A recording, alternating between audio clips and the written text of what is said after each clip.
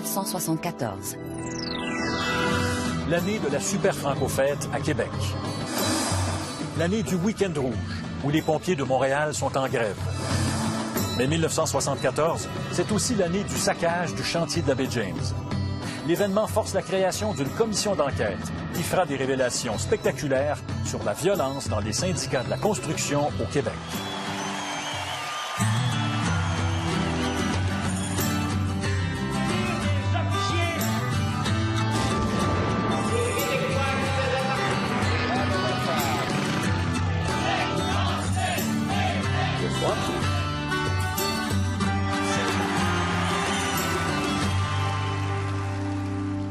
Ici Pierre Craig, bienvenue à Tout le monde en parlait. Nos vedettes aujourd'hui, d'un côté, André Dédé Desjardins et les gros bras de la FTQ Construction. De l'autre côté, le juge Robert Clich, Brian Mulroney et Guy Chevrette, membres de la commission qui enquête sur les syndicats de la construction. À l'époque, la CSN et la FTQ se livrent une guerre sans merci sur les chantiers du Québec. Une guerre qui va mener à la destruction partielle du plus important chantier de toute l'histoire du Québec, celui de la baie James.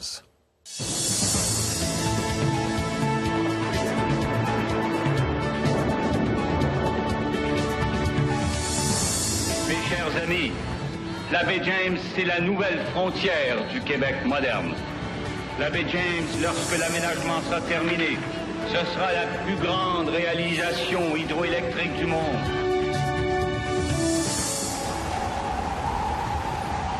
« 21 mars 1974. Une importante tempête de neige s'abat sur le Québec. À Montréal, les cols bleus sont en grève. Mais la paralysie de la ville n'est rien à côté du véritable coup de massue qui vient du nord.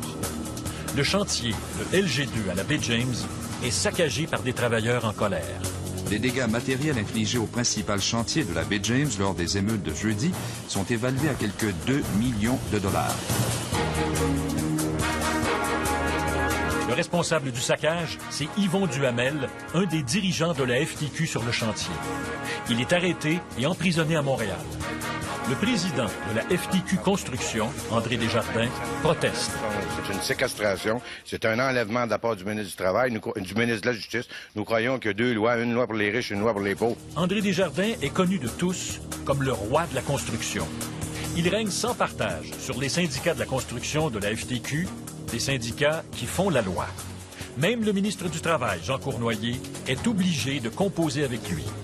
Les véritables responsables, c'était la gang à Dédé Desjardins, c'était tout. Puis Dédé Desjardins était le roi et maître des chantiers de construction. Il voulait pas voir la CSN là-dedans. La FTQ Construction ne veut rien de moins que le monopole syndical à la baie James. La lutte sans merci qu'elle livre à la CSN provoque une escalade de la violence qui aboutit au saccage du chantier.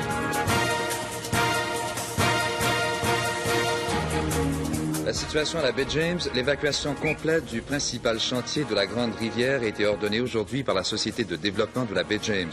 6 appareils nolisés par la Société. Les dommages sont énormes. On ferme le chantier pendant 51 jours. Le coût du saccage se chiffre à 33 millions de dollars. Ce désastre braque les projecteurs sur la véritable guerre que la FTQ et la CSN se livrent sur les chantiers. La violence, on la constatait tous les jours. Celle de Bécomo, celle de Sept-Îles. Les gens à Montréal s'en foutaient de l'an 40, mais quand ça a été la baie James, le projet du siècle, martyrisé comme ça, avec un bulldozer, transporter tant de monde que ça à Montréal parce qu'il n'y a plus de place dans le Nord, il ne pouvait plus rester dans le Nord. Ça, là, ça a scandalisé vraiment le monde. Et là, l'étincelle a été capable d'allumer l'incendie de la commission Clich. Le gouvernement réagit très rapidement. 6 jours après le saccage, il annonce la création d'une commission d'enquête. Son mandat, examiner l'exercice de la liberté syndicale dans l'industrie de la construction. À la tête de cette commission, on nomme le juge Robert Clich. Cet ancien chef du NPD Québec est bien connu des Québécois.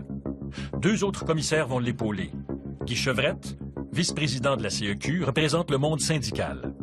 L'avocat Brian Mulroney représente le patronat. C'était devenu le Far West dans le domaine de la construction, et ça, comme vous le savez, une industrie aussi importante, ça a été très malsain pour notre province et notre image au niveau national et international. Alors, il a fallu absolument nettoyer ça. La commission Clich entame ses travaux le 3 mai 1974. Les commissaires passent tout l'été à accumuler des preuves. Ils entendent les premiers témoins en octobre à l'édifice Parthenay à Montréal. Parmi les procureurs de la commission, l'avocat Lucien Bouchard de Jonquière. Il y avait des moments incroyables. C'était devenu presque un téléroman au téléjournal chaque soir. Une activité intense règne sur plusieurs gros chantiers du Québec, entre autres le chantier olympique, l'aéroport de Mirabel et le complexe Desjardins. La commission Clich met en lumière les tactiques employées par la FTQ sur ces chantiers. Des ouvriers sont parfois tabassés. Les dirigeants de la FTQ Construction encouragent même l'intimidation et la violence envers leurs propres membres. Ils nous racontaient comment se prenaient les votes dans une salle. Puis, ils se plaçaient les individus au début des rangées, puis ça votait à main levée, je vous le jure. Mais quand ils se lèvent une armoire à glace de 6 pieds, 250 livres, les gars, on vote, ça votait, oui. C'était vraiment de l'intimidation. Je prends l'opportunité de lancer un défi au juge Clich, de me rencontrer devant vous autres, face à face, dans une assemblée contradictoire. L'âme dirigeante de ce syndicalisme de gros bras, c'est André Dédé Desjardins, le président de la FTQ Construction. Il est aussi à la tête de l'Union internationale des plombiers, le fameux local 144. C'est très fort, il trouvait des emplois à son monde. Y a-tu de quoi de plus fort, au point de vue attachement, que de voir ton emploi à quelqu'un? Puis il connaissait la force extraordinaire de la peur. Le caporal Luc Jarry, de la Sûreté du Québec, a servi comme enquêteur à la commission Clich.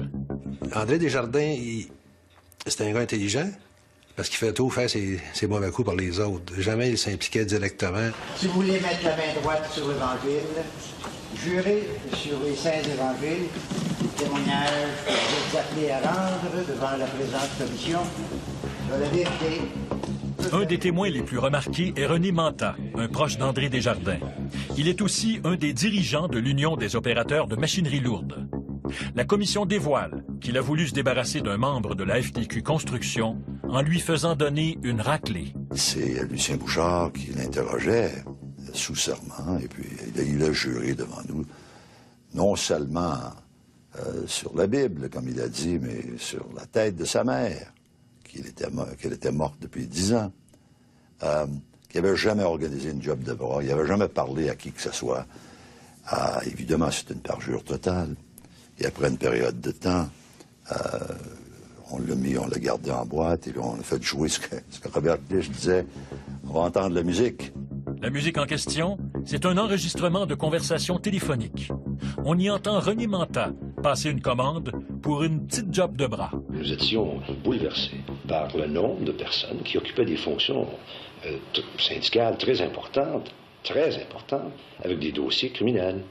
Effectivement, il est en preuve que 2 tiers des hauts placés à la baie James avaient des dossiers très chargés. Alors, vous aviez, par exemple, M. X, qui sortait d'Archambault ou de Bordeaux un jour, le mercredi, et le samedi matin, il était agent d'affaires à la baie James. Nous, à la FTQ, on ne le savait pas. On a été abasourdis, surpris, que des comportements comme ceux qui ont été dénoncés et des révélations qui ont été faites existaient. André Desjardins, lui, prétend qu'il n'est pas au courant de ces pratiques plus que douteuses. De toute cette activité-là, vous ne pouviez pas les surveiller ou avoir des gens qui vous... Écoutez, tout le monde savait ça, finalement. Même la police le savait, paraît-il. Seulement la police, puis elle gardait ces informations pour elle. Non pas pour essayer d'arrêter ce qui se faisait de mal. Au contraire, c'était pour essayer de salir pour plus tard. Et vous saviez rien? Non, je ne savais pas de ça. Je trouve que c'est un drôle de chef, un gars qui ne sait pas quand ces choses se passent dans son jardin. Je suis là de passage tout partout, parce que je travaille 7 jours par semaine, puis 12 à 14 heures par jour. Pour moi, il devait être au courant d'un minimum de choses, là. Je veux pas le défendre, puis dire, bon, il savait rien. Ces gens-là sont ensemble, en fait, quotidiennement, tout le temps. Il ne faut pas affaire avec du monde ordinaire dans ce milieu-là, là.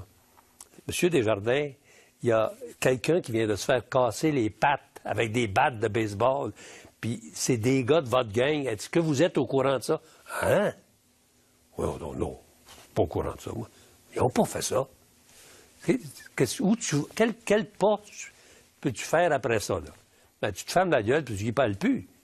C'est pas compliqué, mais c'est difficile quand tu es ministre du Travail. 74 tours.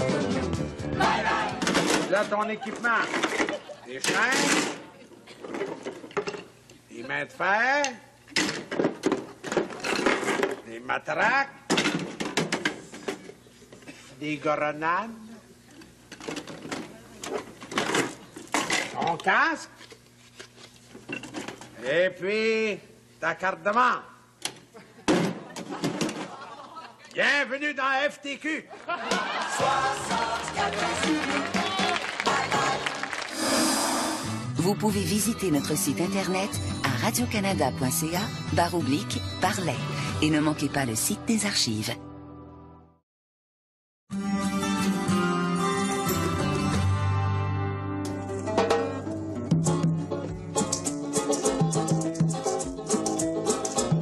Fin 74. André Desjardins se prélasse sur les plages d'Haïti. Le roi de la construction s'est envolé pour Port-au-Prince juste avant d'être convoqué par la commission Clich. Mais le roi est déchu. Quelques semaines plus tôt, la FTQ a nommé Fernand Daoust tuteur de la FTQ Construction. Je lui ai demandé de démissionner de son poste. Les réactions de tristesse, bien oui, il faut que je le dise, de son côté, de tristesse et de surprise aussi. Les commissaires tiennent quand même à le faire comparaître. Alors, nous avons expédié 2 enquêteurs à Haïti pour lui signifier une comparution. Ça vaut ce que ça vaut.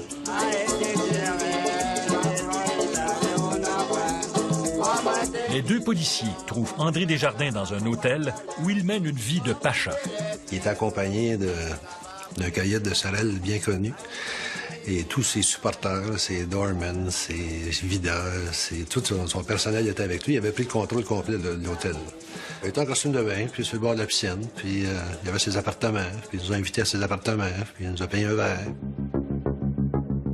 Pendant ce temps, la commission Clich continue d'entendre des témoins. On découvre maintenant que les chefs d'entreprise, eux aussi, sont victimes d'intimidation et de chantage. Les agents de la FTQ n'ont aucune difficulté à les convaincre de financer les activités sociales de leur syndicat. Christmas time is right around the corner. Ça voulait dire que le Père Noël s'en vient et aidez-moi à être généreux, hein? Alors donc, les montants d'argent, ça volait. Je me rappelle à M. Goulet. Ce gars-là, il a eu peur, comme il a eu peur, il l'emmenait, puis il le pendait par les jambes dans les cages d'ascenseur. Puis il nous l'a conté, puis en pleurant encore, puis en frémissant encore. C'était pas un type qui était vieux. Je pense pas que ce soit acceptable sur le plan du syndicalisme. Mais pour la FTQ, les entrepreneurs ne sont pas que des victimes. Il y a un tas de bandits dans la construction. Vous savez, il y a des gros bandits. Il y en a des 2 côtés. Il y en a eu des 2 côtés. Moi, je pourrais quasiment soutenir qu'il y en a plus d'un côté, et c'est du côté patronal. André Desjardins comparaît finalement devant la commission Clich le 25 février 1975. Avant son témoignage, il promet d'éclabousser des membres du gouvernement. Tant qu'à moi, il y aurait certainement, au sujet de la BGM, au sujet de beaucoup de contrats qui sont donnés, il y aurait certainement des choses à... Pouvez-vous les dire maintenant? Non, je peux pas les dire maintenant. Qui serait compromis, le ministre du Travail? Oh non, du tout, pas le ministre du Travail. Le premier ministre? Non, du tout. Les députés? Non. Desjardins ne révèle rien de nouveau à la commission. Mais l'écoute électronique prouve qu'il a négocié le monopole de la FTQ à la Baie James. Lucien Bouchard interroge René Manta au sujet de cet enregistrement téléphonique.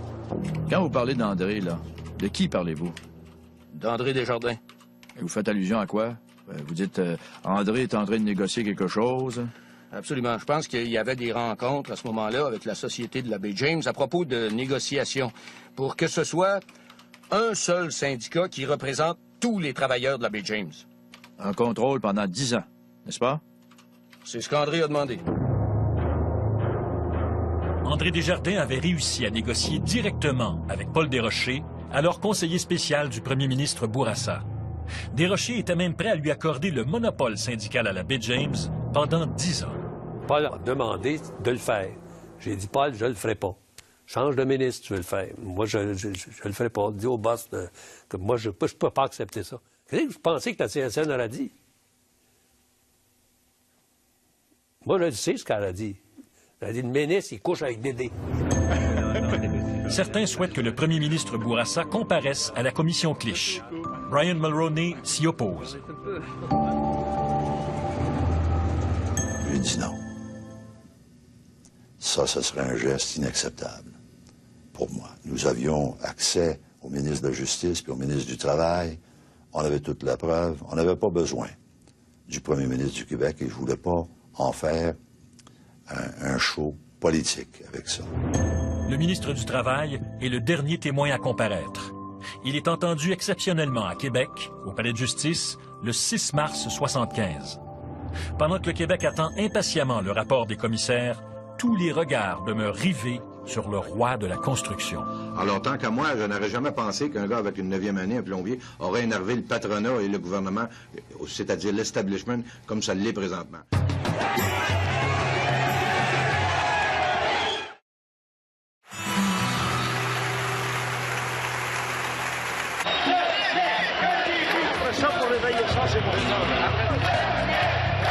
Le 2 mai 1975, les syndicats célèbrent la fête des travailleurs au Forum de Montréal.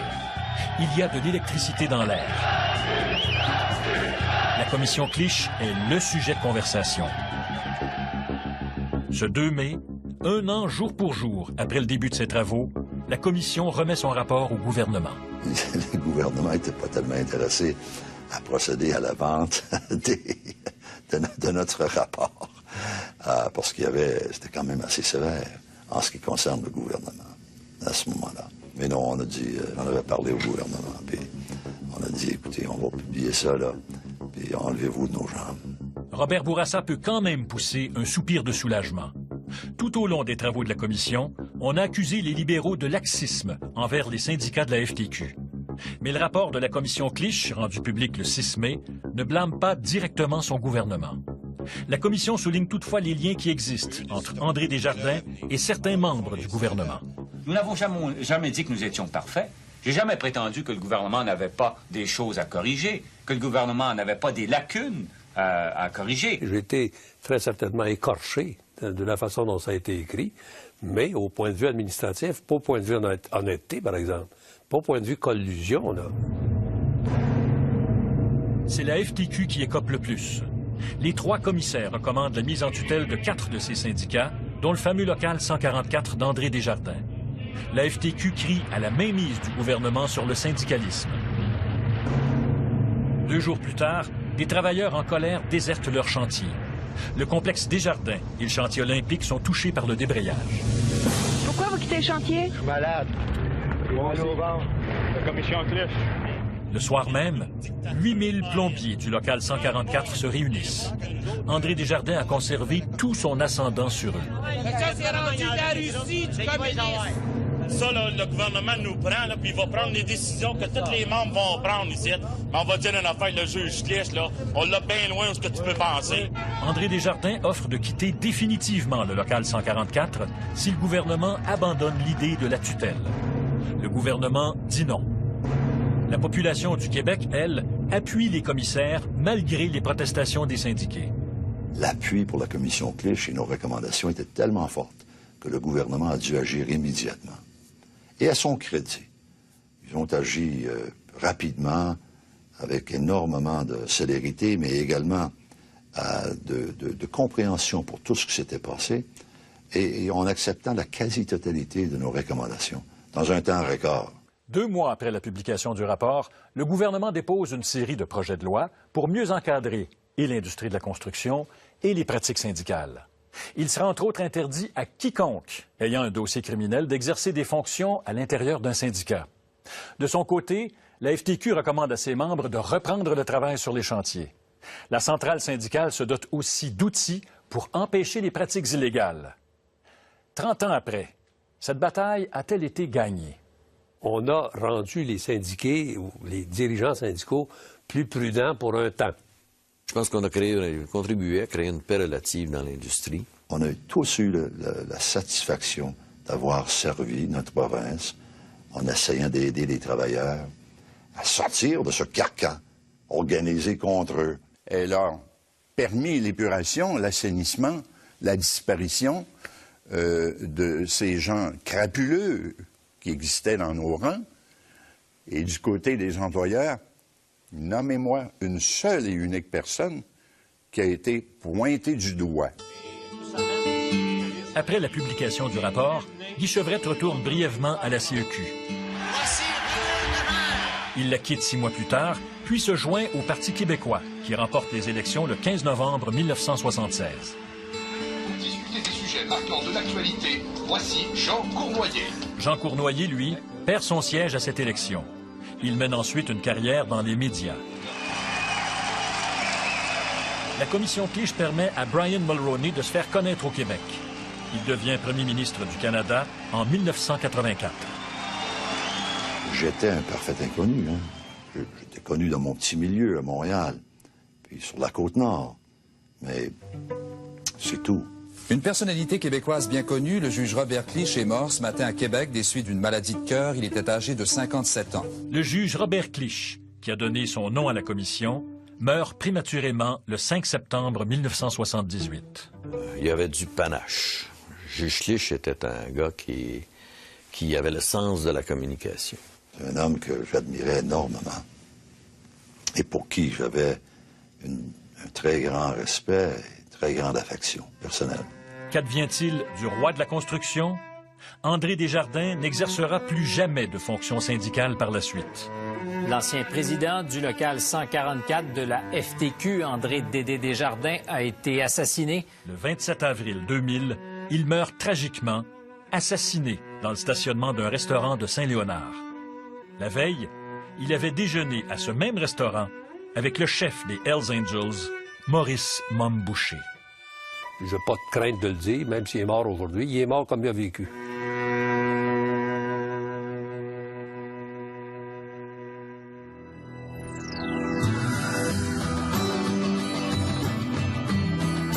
On n'a pas perdu notre temps, puis simplement, avec la commission Clich, on a simplement perdu nos illusions. Elle nous a déçus dans certaines de ses recommandations. Elle n'a pas été inutile.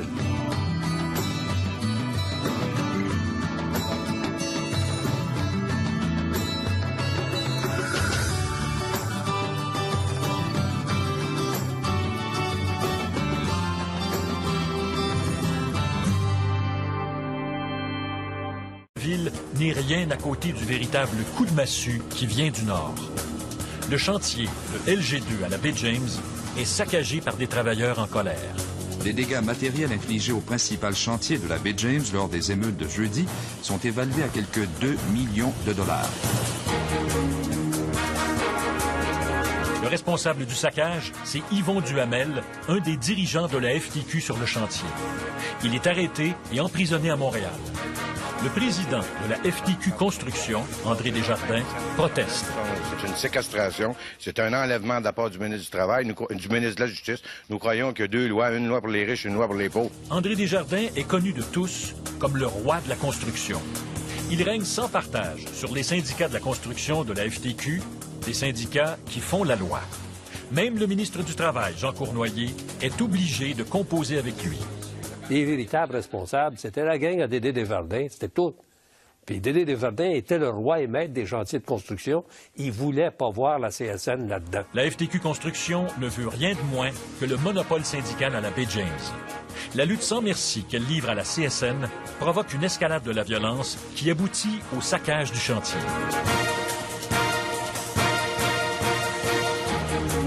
La situation à la baie James, l'évacuation complète du principal chantier de la Grande Rivière a été ordonnée aujourd'hui par la Société de développement de la baie James.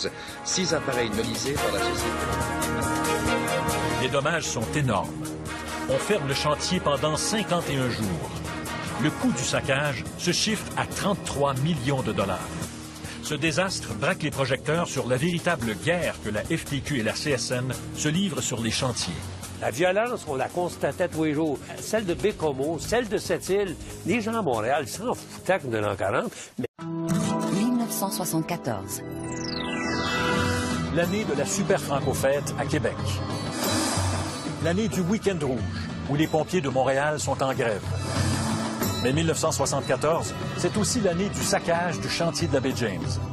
L'événement force la création d'une commission d'enquête qui fera des révélations spectaculaires sur la violence dans les syndicats de la construction au Québec.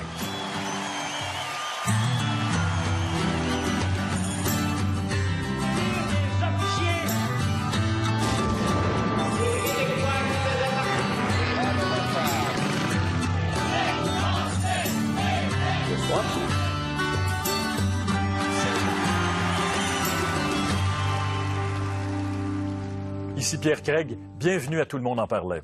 Nos vedettes aujourd'hui, d'un côté, André Dédé Desjardins et les gros bras de la FTQ Construction. De l'autre côté... Et quand ça a été la baie James, le projet du siècle, martyrisé comme ça, avec un bulldozer, transporter tant de monde que ça à Montréal parce qu'il n'y a plus de place dans le Nord, il ne pouvait plus rester dans le Nord. Ça, là, ça a scandalisé vraiment le monde. Et là, l'étincelle a été capable d'allumer l'incendie de la commission Clich. Le gouvernement réagit très rapidement. 6 jours après le saccage, il annonce la création d'une commission d'enquête. Son mandat, examiner l'exercice de la liberté syndicale dans l'industrie de la construction. À la tête de cette commission, on nomme le juge Robert Clich. Cet ancien chef du NPD Québec est bien connu des Québécois. 2 autres commissaires vont l'épauler. Guy Chevrette, vice-président de la CEQ, représente le monde syndical. L'avocat Brian Mulroney représente le patronat. C'était devenu le Far West dans le domaine de la construction, et ça, comme vous le savez, une industrie aussi importante. Le juge Robert Clich, Brian Mulroney et Guy Chevrette, membres de la commission qui enquête sur les syndicats de la construction. À l'époque, la CSN et la FTQ se livrent une guerre sans merci sur les chantiers du Québec. Une guerre qui va mener à la destruction partielle du plus important chantier de toute l'histoire du Québec, celui de la baie James.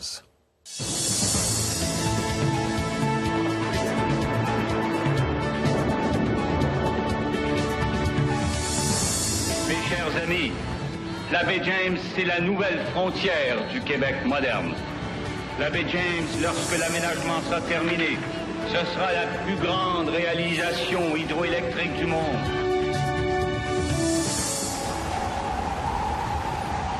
« 21 mars 1974. Une importante tempête de neige s'abat sur le Québec. À Montréal, les cols bleus sont en grève. Mais la paralysie de la... Devant la présente commission, sur la vérité. Un des témoins les plus remarqués est René Manta, un proche d'André Desjardins. Il est aussi un des dirigeants de l'Union des opérateurs de machinerie lourde. La commission dévoile qu'il a voulu se débarrasser d'un membre de la FTQ Construction en lui faisant donner une raclée. C'est Lucien Bouchard qui l'interrogeait sous serment, et puis il a juré devant nous, non seulement sur la Bible, comme il a dit, mais sur la tête de sa mère, qu'elle était morte depuis 10 ans, qu'il n'avait jamais organisé une job de bras, il n'avait jamais parlé à qui que ce soit. Évidemment, c'est une parjure totale. Et après une période de temps, on l'a gardé en boîte, et puis on a fait jouer ce que Robert Clich disait. On va entendre la musique. La musique en question, c'est un enregistrement de conversation téléphonique.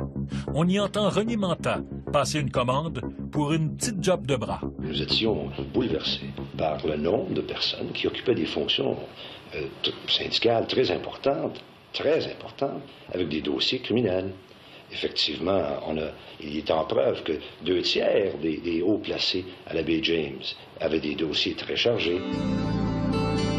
Alors, vous aviez, par exemple, M. X, qui sortait d'Archambault ou de Bordeaux un jour, le mercredi, et le samedi matin, il était agent d'affaires à la baie James.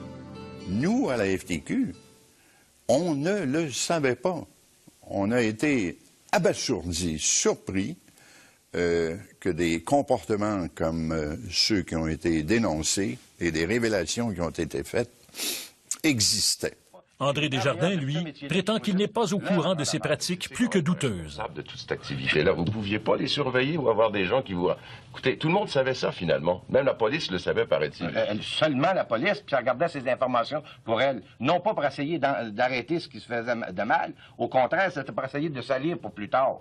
Et vous saviez rien? Non, je ne savais pas de ça. Je trouve que c'est un drôle de chef, un gars qui ne sait pas quand ces choses Ben, se passent écoutez dans une son minute, jardin. là. Je suis là de passage tout partout parce que je travaille 7 jours par semaine, puis 12 à 14 heures par jour. Pour moi, il devait être au courant d'un minimum de choses, là. Je veux pas le défendre, puis dire, bon, il savait rien.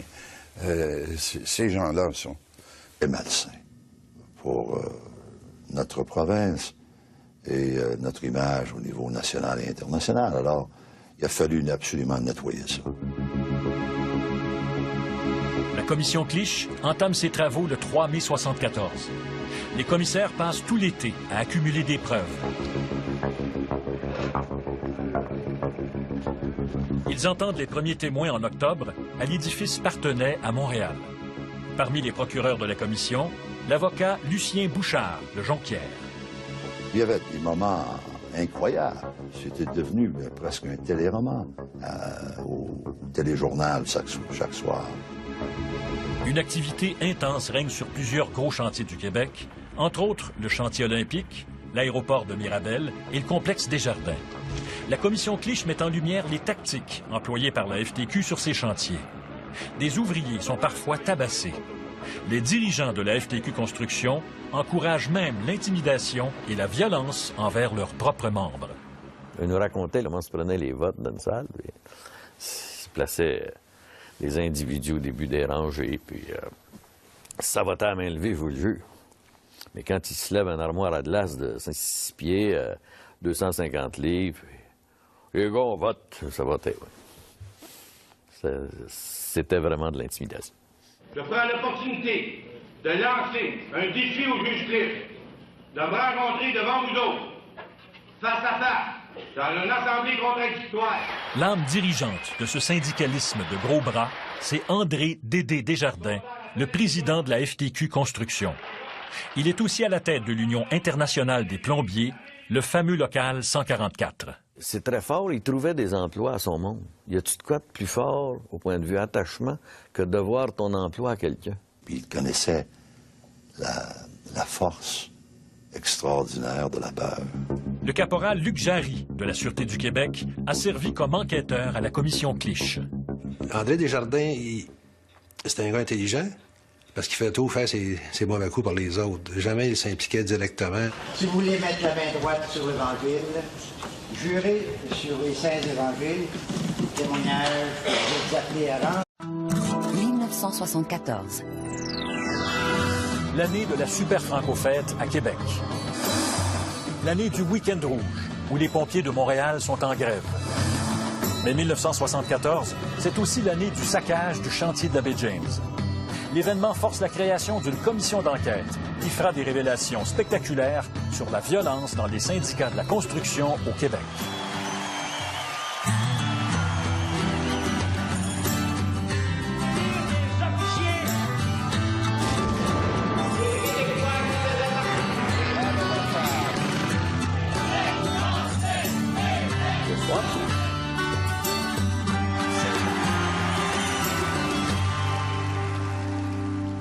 Ici Pierre Craig, bienvenue à Tout le monde en parlait. Nos vedettes aujourd'hui, d'un côté, André Dédé Desjardins et les gros bras de la FTQ Construction. De l'autre côté, le juge Robert Clich, Brian Mulroney et Guy Chevrette, membres de la commission qui enquête sur les syndicats de la construction. À l'époque, la CSN et la FTQ se livrent une guerre sans merci sur les chantiers du Québec. Une guerre qui va mener à la destruction partielle du plus important chantier de toute l'histoire du Québec, celui de la baie James.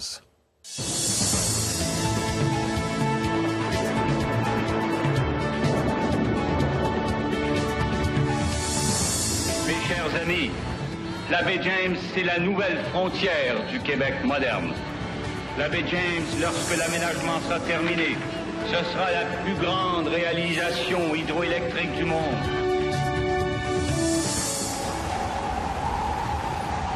« 21 mars 1974. Une importante tempête de neige s'abat sur le Québec. À Montréal, les cols bleus sont en grève. Mais la paralysie de la ville n'est rien à côté du véritable coup de massue qui vient du nord. Le chantier, le LG2 à la baie James, est saccagé par des travailleurs en colère. Les dégâts matériels infligés au principal chantier de la baie James lors des émeutes de jeudi sont évalués à quelques 2 millions de dollars. Le responsable du saccage, c'est Yvon Duhamel, un des dirigeants de la FTQ sur le chantier. Il est arrêté et emprisonné à Montréal. Le président de la FTQ Construction, André Desjardins, proteste. C'est une séquestration, c'est un enlèvement de la part du ministre du Travail, du ministre de la Justice. Nous croyons qu'il y a deux lois, une loi pour les riches, une loi pour les pauvres. André Desjardins est connu de tous comme le roi de la construction. Il règne sans partage sur les syndicats de la construction de la FTQ, des syndicats qui font la loi. Même le ministre du Travail, Jean Cournoyer, est obligé de composer avec lui. Les véritables responsables, c'était la gang à Dédé Desjardins, c'était tout. Puis Dédé Desjardins était le roi et maître des chantiers de construction. Il voulait pas voir la CSN là-dedans. La FTQ Construction ne veut rien de moins que le monopole syndical à la baie James. La lutte sans merci qu'elle livre à la CSN provoque une escalade de la violence qui aboutit au saccage du chantier.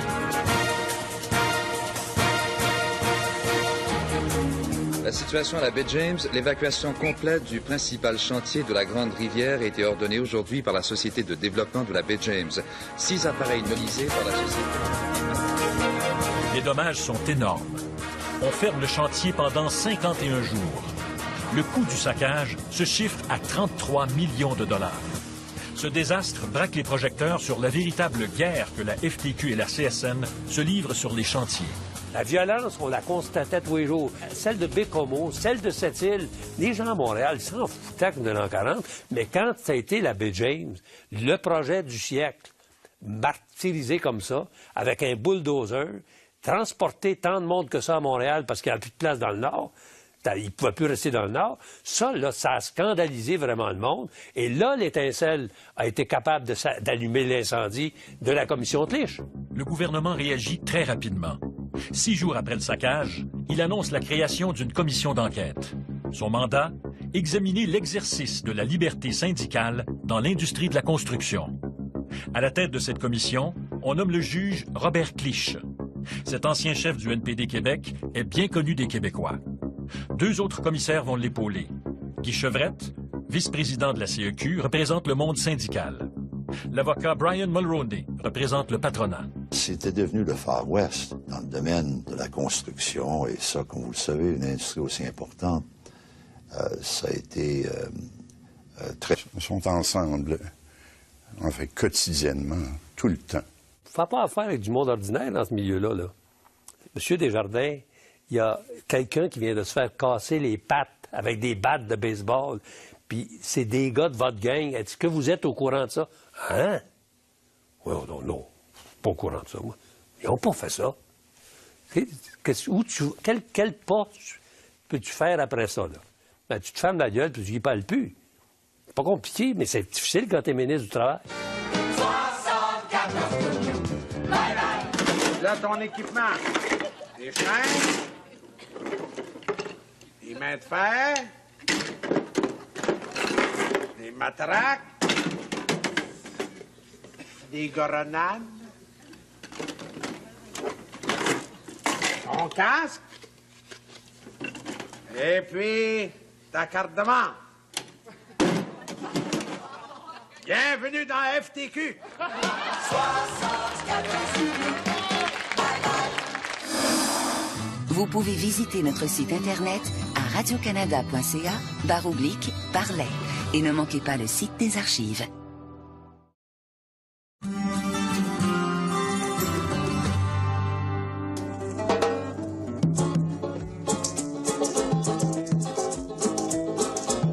Fin 74.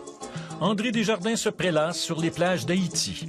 Le roi de la construction s'est envolé pour Port-au-Prince juste avant d'être convoqué par la commission Clich. Mais le roi est déchu. Quelques semaines plus tôt, la FTQ a nommé Fernand Daou tuteur de la FTQ Construction. Je lui ai demandé de démissionner de son poste. Les réactions de tristesse, bien oui, il faut que je le dise, de son côté, de tristesse et de surprise aussi. Les commissaires tiennent quand même à le faire comparaître. Alors, nous avons expédié 2 enquêteurs à Haïti pour lui signifier une comparution. Ça vaut ce que ça vaut.